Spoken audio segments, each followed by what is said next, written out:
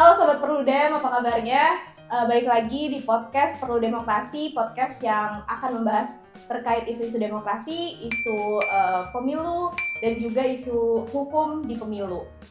Nah, hari ini kita akan bahas soal parliamentary threshold, dan di sini aku udah ditemenin sama Mas Usep sebagai co-host. Halo. Jaim bang.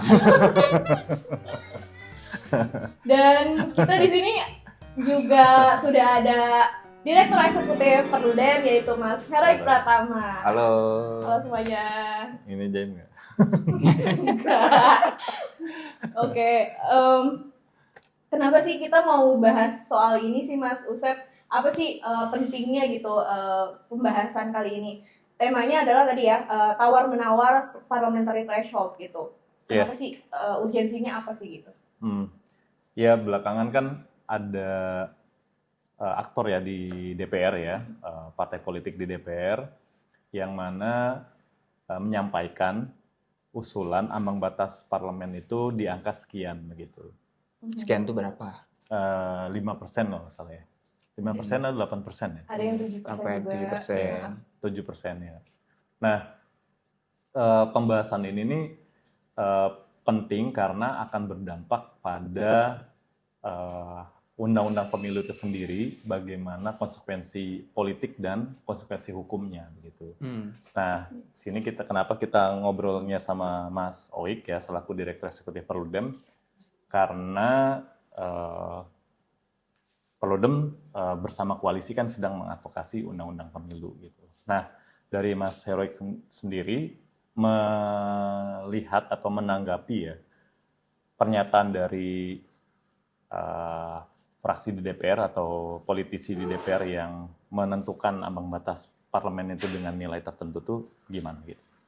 Iya, tentu perlu kita pertanyakan ya, kenapa kemudian keluar angka 5%, kenapa keluar angka 7%, kayak gitu. Padahal sebetulnya kan sudah ada putusan Mahkamah Konstitusi ya, yang kemudian mengatur bagaimana kemudian desain parliamentary threshold ke depan itu harus mengedepankan prinsip proporsionalitas, lalu juga memang dalam bingkai penyederhanaan partai politik gitu ya. Sehingga asbabun nuzul 5%, 70% itu harus kita tanyakan, itu dari mana angkanya. Karena lagi gitu. Ramadan ya. Iya betul, asbabun nuzul itu asal usulnya kira-kira. Asal usulnya itu dari mana hitungannya gitu ya. Meskipun memang kalau kita lihat isu ini kan bukan isu baru ya. Hampir di setiap pembahasan undang-undang pemilu, salah satu pasal krusial dari pembahasan undang-undang pemilu itu, dan pembahasan revisi undang-undang pemilu itu adalah parliamentary threshold. Dan kalau kita lihat gitu secara konseptual, parliamentary threshold itu kan ada dua. Satu legal threshold, yang ini memang diatur di dalam undang-undang, yang memang basis penentuannya ini sangat lekat kaitannya dengan interest politik dari masing-masing parpol. Yang mayoritas kepentingannya itu adalah electoral benefit. Kalau kemudian parliamentary threshold-nya besar, maka kemudian kan bisa menyaring banyak partai politik yang masuk ke DPR. Artinya ada upaya untuk menyingkirkan partai-partai kecil untuk bisa masuk ke DPR. Atau misalnya ada usulan parliamentary threshold-nya kecil, itu kan upaya untuk menjamin keberlangsungan hidup bagi partai politik untuk bisa masuk ke DPR. Kira-kira kayak gitu. Nah, itu legal threshold tuh, yang memang hampir di setiap pembahasan undang-undang pemilu, khususnya ketika pertama kali kan diterapkan di 2009 ya, pada waktu itu. Dan itu memang diterapkan atas dasar putusan Mahkamah Konstitusi juga, yang sebelumnya kan adanya electoral threshold. Electoral threshold itu sebagai syarat partai politik untuk menjadi peserta pemilu di berikutnya. Tapi kemudian di JR tuh sama Mahkamah Konstitusi pada waktu itu. Ada beberapa partai politik kecil yang kemudian dia mengajukan uji materi ke Mahkamah Konstitusi, dan MK bilang kalau waktu itu kalau tidak salah ya di regulasinya itu ada electoral threshold, ada parliamentary threshold. Dua ketentuan itu diatur dalam satu paket undang-undang di pemilu 2009. Nah, MK bilang dalam putusannya ya kalau sudah ada PT maka itu tidak perlu. Jadi maka kemudian yang diterapkan adalah parliamentary threshold 2,5% pada waktu itu. Nah, di 2014 sama tuh kan, sampai kemudian ada pasal-pasal krusial, dan di Undang-Undang 7 2017 pada waktu itu ada 5 paket kan Mas Usep ya. Ada 5 paket opsi yang sampai akhir pembahasan Undang-Undang Pemilu belum tuntas. Nah, salah satu pilihannya adalah parliamentary threshold. Apakah tetap 3,5%? atau naik ke 4% waktu itu di pembahasan Undang-Undang 7 2017. Nah, itu adalah legal threshold. Nah, yang kedua adalah kita sebut sebagai Electoral threshold. threshold alamiah gitu. Oh, iya. Threshold alamiah yang kemudian dalam hal ini dia tidak diatur di dalam undang-undang, tetapi sebetulnya meskipun dia tidak diatur di dalam electoral district magnitude atau besaran alokasi kursi daerah pemilihan, itu tuh ada yang namanya threshold.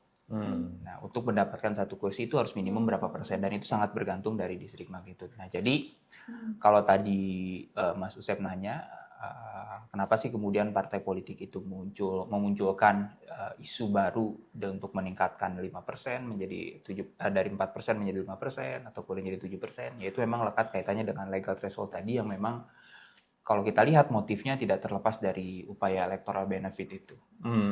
Meskipun kita harus pertanyakan juga, yang mengusulkan besaran 5-7% itu dasarnya apa dan emang yakin lolos. Kalau misalnya PT-nya 7% gitu, kita kan nggak tahu suara pemilih seperti apa ke depan di pemilu berikutnya. Iya, partai kemarin juga yang di atas 7% kan cuma dikit gitu ya. Betul, partai yang hanya 7% itu kan dikit juga, nggak terlalu banyak kayak gitu ya di pemilu kemarin, seperti itu kurang lebih. Nah, kalau kita lihat yang sampai angka 7% itu memang mayoritas partai politik di pemilu 2024, bukan banyak, mayoritas memang partai politik di 2024 itu perolehan suaranya di atas 7%, Anissa. Di pemilu 2024 kemarin. Mayoritas partai politik yang punya kursi di DPR, mayoritas partai politik yang punya kursi di DPR hasil pemilu 2024 itu rata-rata di atas 7%. Paling kecil itu PAN 7,2%. Gitu. Mas Roy, kalau tadi ngomongin soal legal threshold gitu ya, Mas. Putusan MK nomor 116 2023 itu kan bilang bahwa parliamentary threshold ini harus diformulasikan ulang. Betul. Kemarin kan terakhir 4%. Betul. Nah, ini tuh maksudnya gimana ya, Mas? Apakah kan mereka bilang bahwa maunya 5% atau 7%, sementara kan MK ini putusannya ngarahnya tuh lebih ke menurunkan atau seperti apa, Mas? Gitu. Nah, ini menarik. Sebetulnya kan yang melakukan uji materi itu kan Perludem ya, di putusan 116 2023 itu. Dan sebetulnya itu bukan kali pertama Perludem melakukan judicial review mengenai parliamentary threshold. Sebelum menjawab pertanyaan Anissa tadi ya, aku ingin sedikit flashback ke belakang. Nah, kalau kita lihat, kita kurang lebih kayaknya 3 kali. Pemahamanku ya, 3 kali Perludem itu melakukan judicial review berkaitan dengan parliamentary threshold. Pertama di tahun 2012 di dalam Undang-Undang 8 2012 pada waktu itu Perludem bersama koalisi masyarakat sipil waktu itu melakukan judicial review mengenai ketentuan PT yang diberlakukan di level provinsi dan kabupaten kota. Nah, karena pada waktu itu Undang-Undang 8 2012 tentang pemilu legislatif memberlakukan PT itu bersifat nasional sampai dengan provinsi dan kabupaten kota. Yang jadi problematik adalah angka 3,5% di pemilu 2014 itu PT-nya itu merujuk pada suara sah hasil pemilu DPR. Nah, jadi kan nggak make sense, tidak kontekstual. Harusnya di setiap level. Iya, harusnya di setiap level. Artinya kalau misalnya 3,5% di DPR, ya pakai suara hasil pemilu DPR. 3,5% di DPRD provinsi, ya pakai hasil suara pemilu DPRD provinsi. Pun demikian dengan kabupaten kota, tidak kemudian merujuk pada suara sah hasil pemilu DPR. Yang artinya itu tidak inline gitu ya. Nah, waktu itu Perludem judicial review yang memang tujuannya adalah untuk menghapuskan besaran PT di level provinsi dan kabupaten kota juga pada waktu itu. Nah, ada juga partai politik kecil yang kemudian dia tidak berhasil meraih kursi di pemilu 2009 dan melakukan judicial review, dan pada waktu itu MK mengabulkan permohonan dari partai-partai politik yang kemudian tidak lolos di PT 2,5% di 2009. Sehingga tidak ada tuh PT DPRD provinsi dan DPRD kabupaten kota. Argumentasi MK pada waktu itu adalah untuk menjaga keberagaman representasi di level provinsi dan level kabupaten kota. Nah, itu pertama. Nah, yang kedua, waktu itu kita JR di tahun 2020 kayaknya ya, seingatku 2029, 2020 kalau nggak salah, waktu itu ketika pandemi dan Perludem baru selesai transisi pada waktu itu dari masanya Mbak Titi ke Mbak Ninis pada waktu itu. Dan kita pada waktu itu argumentasinya sebetulnya bukan lagi menghilangkan PT. Nah, kalau sebelumnya kan argumen kita, permohonan kita untuk Menghilangkan judiciary PT PT di itu menghilangkan daerah, PT ya. ya, di daerah. Nah, sekarang kita adalah ingin mereformulasi besaran PT dengan formula atau rumus hitung yang clear, kira-kira kayak gitu. Bukan lagi berdasarkan legal threshold yang kaitannya dengan kepentingan elektoral dari masing-masing partai politik. Nah, itu tahun 2020. Nah, waktu itu argumentasi kita adalah dengan memasukkan ambang batas efektif. Nah, jadi ambang batas efektif ini adalah salah satu formula hitung untuk menentukan besaran parliamentary threshold yang diukur berdasarkan distrik magnitude tadi. Nah, ambang batas efektif ini untuk melihat ambang batas alamiah tadi itu loh, di level provinsi dan kabupaten, di level daerah pemilihan kayak gitu. Yang sebetulnya tanpa harus ada PT diatur di Undang-Undang Pemilu, itu sudah ada threshold alamiah yang masing-masing partai harus punya. Nah, itulah kemudian untuk mengetahui berapa besaran threshold alamiahnya itu menggunakan ambang batas efektif tadi. Nah, itu di 2020 tuh waktu itu kita JR itu. Dan pada waktu itu putusannya kita tidak bisa diterima permohonannya. Karena memang ada Open legal policy lah istilahnya. Bukan. Jadi waktu itu belum sampai pemeriksaan. Tapi kita tidak bisa diterima permohonannya karena legal standing. Legal standing. Oh iya. Karena waktu itu memang prosesnya masih baru transisi kan ke pengurusan Perludem. Jadi kita tidak bisa diterima pada waktu itu karena legal standing. Nah, lalu kemudian di 2023 kita judicial review lagi gitu ya. Kita judicial review lagi dengan argumen yang kemudian kita perbaharui, salah satunya aspek proporsionalitas, yang kemudian bahwa sistem pemilu kita adalah sistem pemilu proporsional, maka untuk menjaga proporsionalitas PT ini sangat mengganggu sekali gitu ya. Kan terbukti kan ketika PT diterapkan ada banyak wasted vote atau suara yang terbuang secara sia-sia begitu saja. Lalu kita masukkan juga salah satu argumen terbaru kita di dalam PT itu adalah soal ini. Pemaknaan soal penyederhanaan partai. Soal sistem kepartaian. Karena kan selama ini ada kekaburan makna ya soal menyederhanakan sistem kepartaian.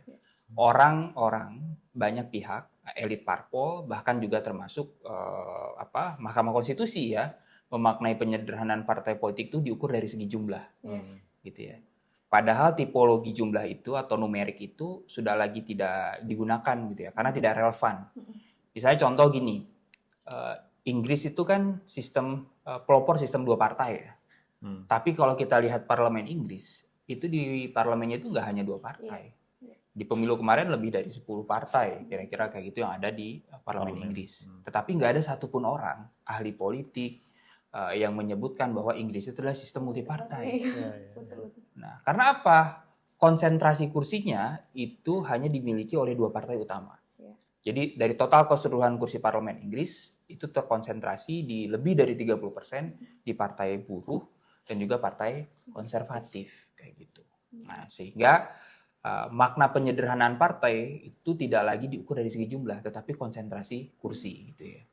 Nah, disitulah kemudian kita memasukkan salah satunya melihat penilaian bagaimana sih rekam jejak sistem kepartaian kita dari 99, 2004, 2009 sampai dengan 2019 yang kita ukur dengan effective number parties in parliament. Iya, punya TGPARA tadi. Nah, kayak gitu. Untuk mengukur dari rumus itu kan akan menghasilkan angka desimal tuh. Nah, angka desimal itu menunjukkan konsentrasi kursi DPR itu ke berapa partai, kira-kira kayak gitu. Nah, menariknya data itu menunjukkan justru yang nggak ada PT di pemilu 99 itu justru sistem multipartai kita mengarah multipartai sederhana, teman-teman. Nah, waktu itu kalau kita lihat partai di DPR kita pada waktu itu ada 20 tahun 99.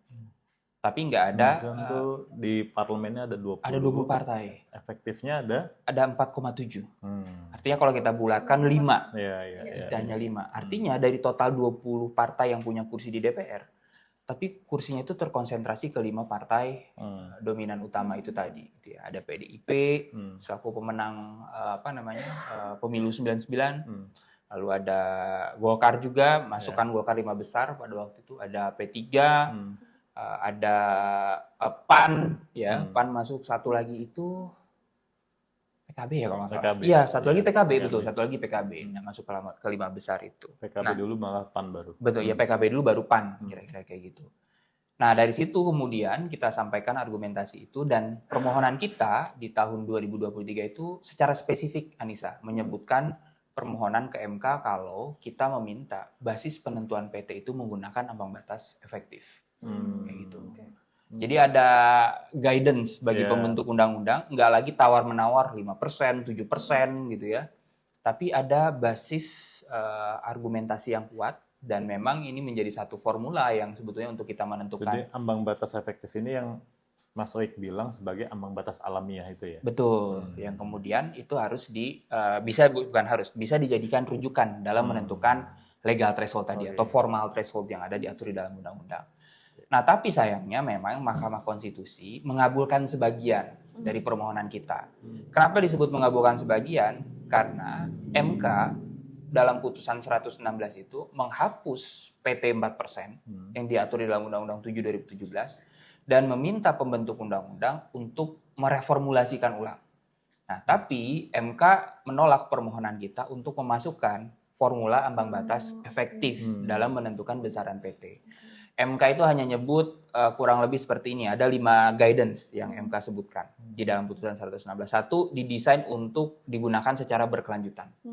Yang kedua, perubahan norma ambang batas parlemen, termasuk besaran angka persentase ambang batas parlemen, itu dalam bingkai menjaga proporsionalitas sistem pemilu proporsional, terutama untuk mencegah besarnya jumlah suara yang tidak dapat dikonversi menjadi kursi atau suara terbuang.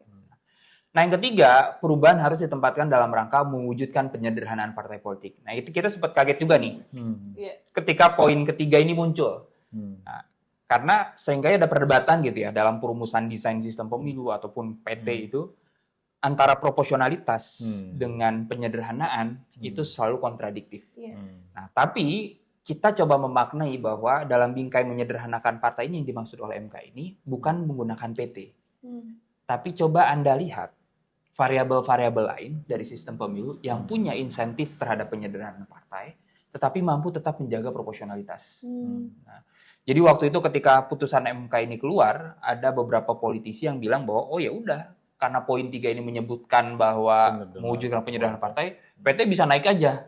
Gitu. Padahal dia ada poin 2 yang disebutkan bahwa harus menjaga proporsionalitas. Yang keempat, harus selesai sebelum tahapan penyelenggaraan pemilu 2029. Yang terakhir melibatkan seluruh kalangan atau dalam hal ini meaningful participation seperti itu. Nah, dari sini sebetulnya dari putusan MK ini kami memaknai bahwa ya kalau mau menjaga proporsionalitas dengan penentuan besaran PT, salah satunya adalah dengan menggunakan formula ambang batas efektif tersebut. Itu yang pertama. Nah, yang ketiga bagaimana nih dalam bingkai penyederhanaan partai? Bingkai penyederhanaan partai itu tidak harus melulu dari PT. Ada aspek variabel lain dari sistem pemilu yang bisa digunakan. Nah, makanya kita sering bilang gitu ya, dalam perumusan sistem pemilu atau penentuan besaran PT tidak bisa hanya dalam penentuan besaran PT aja yang kita bahas full seperti itu untuk penyederhanaan partai. Tapi kita harus lihat variabel-variabelnya. Misalnya adalah distrik magnitude.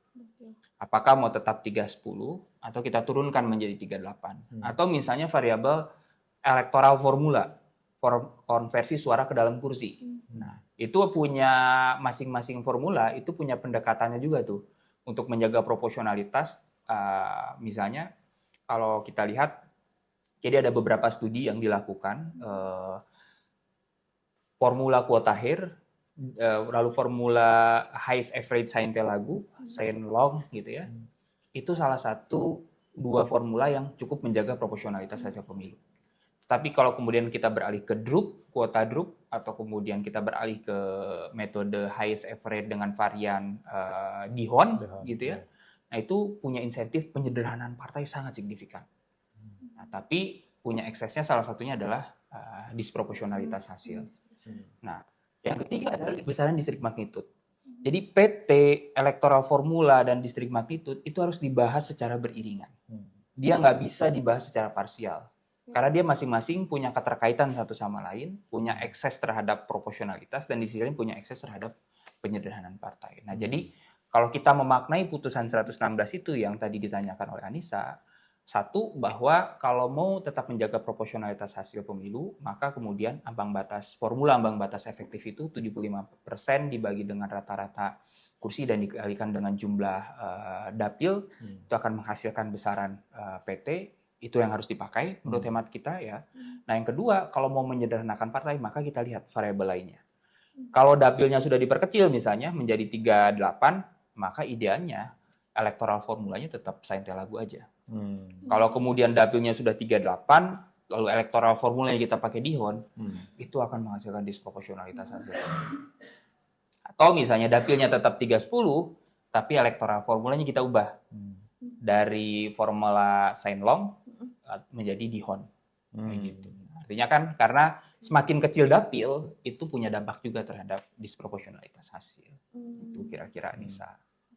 Mas Rik, sebenarnya masalahnya apa sih kalau INPP-nya itu, kalau kita udah sepakat nih ya, kalau penyederhanaan yang dimaksud adalah effective number party in parliament gitu. Nah, masalahnya apa sih kalau partai efektif di parlemen itu terlalu banyak sama disederhanakan atau sedikit gitu? Masalah dalam konteks sistem politik. Ya, kenapa kita mau menuju partai disederhanakan berdasarkan INPP itu tuh sebenarnya tujuannya apa gitu? Nah, memang ini kan jadi apa ya teori klasik ya. Kita kan sering banyak teman-teman yang bergelut dalam isu pemilu ataupun teman-teman di hukum, background hukum ataupun ilmu politik, kita sering dihantui dengan terminologinya Juan Lins soal the perils of presidentialism. Jadi salah satu persoalan mendasar dari sistem pemerintahan presidensial itu adalah instabilitas politik. Ketika instabilitas politik ini terjadi, salah satunya disebabkan karena sistem presidensial dikombinasikan dengan multipartai ekstrim kayak gitu. Nah, tapi hantu the perils of presidentialism ini kalau kita berkaca dari pengalaman pemilu kita, khususnya pasca purifikasi sistem presidensial kita ya di 2004 dengan pemilihan presiden langsung, ternyata stabilitas politik kan berjalan juga gitu ya. Berjalan juga. Karena apa? Ternyata pola koalisi yang dibangun itu bukan hanya ketika menjelang pemilu dalam pengusung presiden, tetapi pasca pemilu juga. Yang ini pertama kali terjadi di pemilu 2004. Waktu itu kan Pak SBY itu kan hanya didukung oleh sedikit partai. Demokrat, terus PKB ya kalau nggak saya tidak salah ya. Nah, satu lagi partainya, saya lupa satu partainya apa. Hanya 3 partai saya ingat pada waktu itu Pak SBY. Nah, sedangkan Pak SBY sebagai presiden terpilih yang kita tahu dalam sistem pemerintahan presidensial, setiap keputusan dan kebijakan yang diambil oleh presiden itu harus mendapatkan persetujuan dari parlemen atau dibahas bersama oleh parlemen. Artinya dia bisa jadi mendapatkan dukungan minoritas yang kemudian mengganggu efektivitas jalannya presidensialisme, mengganggu efektivitas jalannya presiden dalam pengambilan keputusan. Nah, sehingga kemudian kenapa kekhawatiran soal inefektivitas dalam presidensialisme multipartai ini pada akhirnya kemudian dalam konteks Indonesia itu bisa dijelaskan tuh oleh disertasinya Mas Jayadi Hanan dan juga disertasinya Mas Dodi Ambardi. Nah, Mas Jayadi Hanan bilang bahwa kita bisa berhasil karena kita punya executive toolbox. Itu adalah peraturan pemerintah pengganti undang-undang, Perpu gitu ya kan. Yang kedua, kalau dari disertasinya Mas Dodi ada politik kartel tadi. Jadi sistem kepartaian kita itu terkartelisasi. Ketika pemilu bersaing, tapi pasca pemilu dia bisa bekerja sama. Nah, jadi memang itu salah satunya. Nah, tetapi kenapa kemudian ukuran INPP ini menjadi penting ya gitu? Salah satunya sebetulnya untuk menegaskan pola koalisi itu, salah satunya. Dan di sisi lain, sehingga presiden itu ketika dia sudah terpilih tidak perlu lagi menegosiasikan untuk menarik partai-partai politik di luar partai pengusungnya, gitu ya, untuk bergabung menjadi satu koalisi gabungan, kira-kira seperti itu. Nah, jadi kan kalau multipartai sederhana, tapi ini perlu dimaknai ya, multipartai sederhana itu bukan mengurangi jumlah, tapi menegaskan kita punya partai besar nih, kita punya partai menengah, kita punya partai kecil, kira-kira kayak gitu. Kalau tadi disebut sama Mas Oik ada disertasi soal kartel, politik kartel gitu ya Mas. Kayaknya kalau sekarang kita lagi ngerasain itu ya Mas. Jadi multi partai ekstrim, tapi di parlemen itu bersepakat gitu ya Betul. untuk membuat kebijakan. Iya. Dan Ya sekarang kan buktinya yang tidak bergabung dengan partai pemerintah itu kan hanya satu. Iya. Gitu ya. Nah, dulu kan di 2009 yang berbeda tuh ya. 2009 pada waktu itu Pak SBY di periode keduanya memang koalisinya sudah cukup besar dan waktu itu di 2009 partainya Pak SBY punya perolehan suara signifikan. Demokrat itu menjadi partai pemenang pemilu 2009 itu. Seingatku lebih dari 20% kalau nggak salah ya. Partainya Demokrat pada waktu itu di pemilu 2009. Iya, karena periode kedua ya. Periode kedua. Dan ini kan terjadi juga di periode keduanya Pak Jokowi sebagai presiden pada waktu itu kan. Nah, sehingga memang kalau kita lihat salah satu insentif baik ya dari kenapa kita merujuk sistem kepartaian itu dengan INPP, salah satunya itu tadi, agar kemudian sebetulnya memudahkan juga bagi partai dan presiden terpilih. Jadi nggak perlu lagi ada negosiasi untuk membangun bagi-bagi kursi dalam membangun koalisi besar. Kira-kira. Mas Oik, kalau tadi Mas Oik menekankan di Indonesia itu multi partai ekstrim, diatasinya dengan eksekutif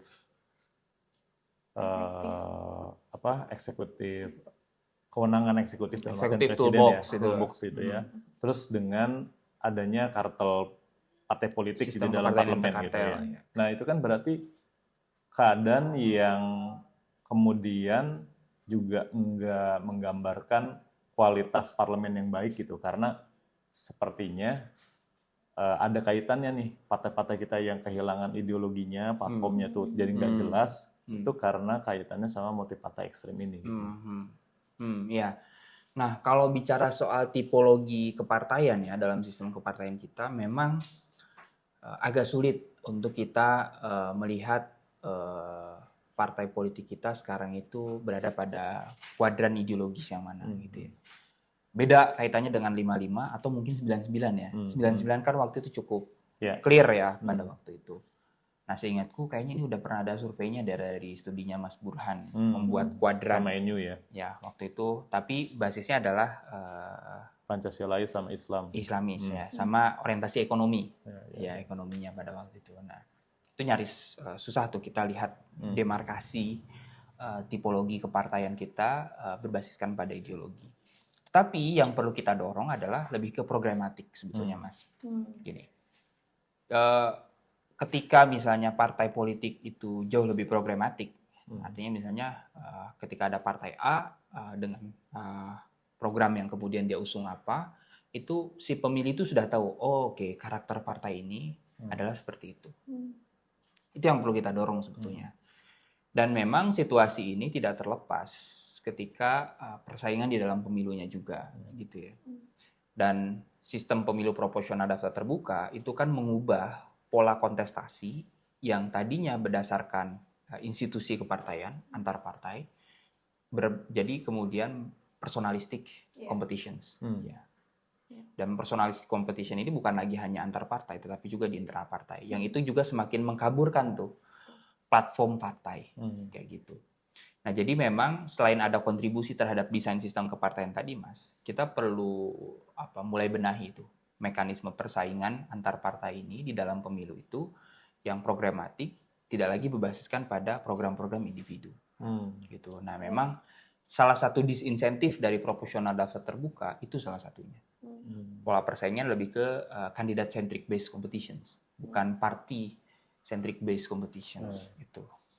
Ini udah ngarahnya dikaitin sama sistem pemilu ya, tapi khawatir jadi tambah kompleks. Aku mau ini Mas Oik, kemarin tuh waktu kunjungan koalisi ke partai-partai, nah salah satu partai itu menekankan kalau teman-teman koalisi ini banyak studinya ke Jerman gitu, kenapa nggak terapin juga ambang batas parlemen di Jerman itu, kalau nggak salah 5% gitu. Kenapa nggak mengusulkan ambang batas 5%? Nah sebenarnya studi banding ini gimana sih untuk menegaskan kalau nggak semuanya yang diterapin di negara-negara tertentu itu, termasuk negara bagus kayak Jerman, itu bener loh gitu. Kita mau klarifikasinya kayak apa sih Mas Oik gitu? Nah, kita perlu lihat ya sejarah parliamentary threshold. Salah satunya juga adalah sejarah penerapannya di Jerman. Jadi pada waktu itu PT itu diterapkan, salah satunya di Jerman itu adalah untuk meminimalisir partai-partai ekstrim masuk. Pasca Nazi ya. Nazi pada waktu itu. Oke. Biasanya kan yang ekstrim ini kecil jumlahnya, Betul, tapi kayak gitu. suaranya keras ya. Iya, kira-kira kayak gitu. Maka Suaranya kemudian dikit tapi keras. ya, Kayak siapa? maka ini diterapkan parliamentary threshold waktu itu. Nah, jadi kenapa kemudian misalnya kalau di kita kan kita tidak berusaha untuk membatasi partai politik manapun. Kayak gitu. Dan kita perlu lihat konteks Indonesia dengan pluralitas masyarakat yang sangat tinggi sekali, gitu ya, heterogen sekali.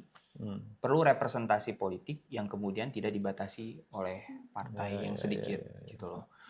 Maka dari itu misalnya kenapa kita mengusulkan, kan Jerman ini mekanismenya gini, kalau suara partai atau di proporsional tertutupnya ini ada partai yang tidak mencapai 5%, let's say lah 4% atau 3%, tapi di dalam sistem, di dalam kursi single member districtnya atau dalam kursi kandidatnya, di first past the post-nya itu dia dapat kursi minimal 3, maka kemudian dia berhak mendapatkan kursi kayak gitu. Nah, artinya kan sebetulnya PT itu kayak seakan-akan nggak berlaku juga. Gitu. Ada syarat minimum perolehan kursi kayak gitu loh.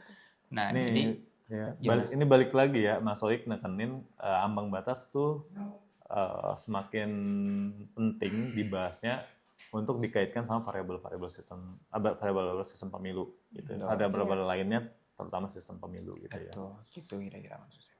Kalau di 2024 kemarin ada yang partai yang hampir masuk ya, 3,9 dan itu gede banget berarti kan jumlah wasting vote-nya gitu ya. Ya, suara P3 itu kan di pemilu 2024 itu sampai dengan 5,8 juta ya. Dia 3,9%. Hanya kurang 0,1. Dan kalau kita konversi ke kursi ya, waktu itu kita coba konversi ke kursi, P3 itu sampai berhak mendapatkan kursi itu, wait, mana sih? Kita nyontek dulu boleh ya? Boleh kan ya nyontek dulu ya? Sampai 12 kursi. P3 itu sampai 12 kursi. Terus kayak PSI itu bisa dapat 5 kursi. Dan Perindo itu bisa dapat 1 kursi. Kayak gitu. Dan jangan salah loh, suara PT ini punya dampak juga terhadap angka keterwakilan politik perempuan. Gitu. Harusnya lebih banyak ya. Harusnya bisa jauh lebih banyak. Kalau ambang batasnya 0 gitu misalnya. Betul. P3 itu salah satunya di Aceh 1 itu ada Bu Iliza. Kalau kita kenal dia mantan wali kota juga kan. Yang kemudian suaranya itu mendapatkan suara sangat besar banyak. Perolehan suaranya beliau itu. Ya, jadi sayang ya. Jadi secara individu dia tuh tinggi suaranya, tapi karena partainya nggak melampaui 4% jadi masuk ya. Dan ini perempuan. Mas, kalau misalkan partai-partai yang tadi dapat kursinya kecil tapi harusnya bisa sebenarnya masuk ya. Ada P3, PSI sama Perindo gitu ya. Mungkin ini agak jauh ya Mas ya, kalau ditarik ke sini. Jadi kalau misalkan mereka sebenarnya masuk ke parlemen gitu ya, apakah mereka tuh nanti di sana berkoalisi apa gimana Mas? Nah, jadi memang pendekatannya kita bisa lakukan seperti halnya di pemilu DPRD provinsi dan DPRD kabupaten kota. Kan di DPRD provinsi dan kabupaten kota itu ada partai yang hanya dapat 1 kursi, 2 kursi, karena nggak ada berlakukan PT kan. Tapi ada syarat minimal pembentukan fraksi. Nah, atau istilahnya fraksi threshold gitu ya. Kemarin ditulis sama Mbak Titi di komunikasi ya, ambang batas fraksi kira-kira kayak gitu. Nah, ambang batas fraksi ini itu bisa jadi satu alternatif pilihan untuk membentuk fraksi, Anissa. Kayak gitu. Jadi salah satunya indikatornya misalnya syaratnya adalah sesuaikan dengan jumlah komisi yang ada di DPR. Sekarang kita punya 13 ya. 13 Mas. Ya berarti syarat membentuk fraksi itu adalah tetap aja P3-nya nggak masuk, tapi nggak apa-apa kan ya. Jadi dia nggak ada. Dia 12. Oh iya, dia 12. Berarti P3 harus gabung. Gabung dengan Perindo dan juga PSI. Dan PSI kan nggak bisa berdiri sendiri juga. Dia cuma dapat 5 kursi, Perindonya dapat 1 kursi. Jadi ketiga partai ini harus bergabung. Ini kayak ini ya, fraksi biru merah hijau ya ini ya. Betul. Waduh, Biar bapak-bapak pemirsa. Iya kan karena P3. Iya, P3 warnanya hijau. Udah mas gak PSI apa-apa. warnanya merah. Gak usah dijelasin gak apa. Perindo warnanya apa? Biru. Oh iya. Oke. Mas Yusuf ada pertanyaan lagi? Ini kan kita udah bahas nih dari usulan politisi gitu ya. Iya. Terus kita ngingetin lagi ada tantangan implementasi konsep politik ya, studi politik sama eksistensi hukum dalam artian putusan MK gitu ya. Nah, artinya apa yang disampaikan oleh politisi ini kan bertentangan ya sama konsep studi kepemiluan politik gitu ya, dan juga Putusan Mahkamah. eksistensi putusan MK gitu ya. Nah, kalau dari masyarakat sipil kan udah Iya. membuat nih ya draft undang-undang pemilu, kodifikasi undang-undang pemilu, di dalamnya ada undang-undang pilkada gitu ya. Nah, di situ teman-teman koalisi itu mengusulkannya ambang batasnya jadi berapa tuh, Mas Rik? 0. Nah, jadi 0. Dan harus minimal mendapatkan 1 kursi kayak gitu. Karena ya tujuannya tadi gitu ya. Jadi kalau memang mau mengukurnya dari segi penyederhanaan partai dengan adanya fraksi threshold, itu kan bisa menyederhanakan partai juga gitu ya. Jadi nggak kemudian satu orang bikin fraksi kan nggak mungkin juga. Iya. Dan kalau kita menghitung NPP-nya dengan fraksi threshold itu akan signifikan juga perubahannya kayak gitu. Dalam arti ketika ambang batasnya tuh 0%, artinya ambang batasnya adalah kesesuaian suara yang mendapatkan kursi gitu ya. Betul gitu. Jadi sangat bergantung pada perolehan kursi yang didapatkan oleh partai. Satu juga nggak apa-apa. Satu juga berarti nggak apa-apa. Kira-kira kayak gitu. Hmm. Saya jadi kepikiran nih. Selama ini kita ngitungi NPP dengan PT 0% atau PT 1% ya. PT 1% ini teman-teman kalau kita hitung dari dapil 84 dapil di pemilu 2024 gitu ya. Dengan rata-rata alokasi kursi itu adalah 7 sampai dengan 8, itu PT-nya itu 1%. Ya. Kayak gitu ya, dengan PT 1%. Nah, selama ini kita ngitungi NPP-nya 0% dan 1% itu partai-partai yang di bawah angka 4% kita hitung sendiri. Tidak kita hitung berdasarkan fraksi threshold kayak gitu. Nah, jangan-jangan gitu ya, kalau kita hitung dengan fraksi threshold dengan NPP itu ya Mas, pasti akan jauh lebih sederhana sih kayak gitu. Oke, habis ini hitung ya Nisa. Oke. Mas, mungkin terakhir kali ya. Hmm. Nah, kalau tadi Mas Oik juga bilang bahwa kalau untuk menyederhanakan sistem kepartaian itu nggak cuman dari PT ya Mas, tapi dari aspek lainnya. Nah, kalau misalkan yang diusulkan sama teman-teman masyarakat sipil itu apa aja kombinasinya? Mungkin Oke, singkat betul, aja gitu ya betul, Mas ya. ya. Dan tadi juga disebutkan kita akhirnya mengusulkan 0% seperti Betul. itu gitu. Nah, kenapa kita mengusulkan 0%? Karena kita mengusulkan sistem pemilunya kita ubah. Dengan menggunakan mixed member proporsional MMP. MMP itu kan menggabungkan sistem pemilu proporsional dengan sistem pemilu first past the post antara multi member district dengan single member district. Single member district ini punya insentif terhadap penyederhanaan partai politik. Nah, jadi kenapa kemudian kita tidak pasang PT? Kita khawatir istilahnya itu akan overkill. Kalau PT dipasang dengan sistem MMP, ya nanti khawatirnya ini akan semakin disproporsionalitas hasil pemilu akan makin tinggi kayak gitu. Itu kira-kira Nisa sederhananya. Jadi meskipun ada berbagai alternatif yang kita coba lihat ya. Misalnya let's say nanti usulannya menjadi close list gitu ya. Close list terus kemudian dapilnya diperkecil. Ya mau nggak mau titik negosiasinya adalah komprominya PT-nya harus dihilangkan dong. Iya. Dengan 38 lalu kemudian apalagi misalnya dengan 36 PT-nya 4%. Wah itu akan overkill sekali kayak gitu. Overkill itu berarti partai-partai yang sebelumnya kursinya sedikit itu Itu bisa akan lebih hilang, mungkin akan lebih hilang. Ini bisa jadi ini ya tema berikutnya ya, Iya. kaitan antara ambang batas atau variabel sistem pemilu dengan ambang batas parlemen. Ya, betul. Dan nanti Mas Oik datang lagi ya ke sini Mas. Soal MMP itu P-nya Pratama. Oke. Mungkin itu ya di podcast kali ini. Teman-teman nanti kalau misalkan ada usulan tema lain yang bisa kita bahas Atau bareng-bareng mau di sini. komentari juga Oh, iya. pembahasan di video ini bisa di komen. Iya, betul. Di komen, di like, dan juga jangan lupa di-share ke teman-teman yang lain biar tahu terkait perkembangan sistem pemilu saat ini dan isu-isu demokrasi lainnya gitu ya, nggak cuma pemilu sebenarnya ya. Jangan lupa terus saksikan podcast ini karena kita perlu demokrasi.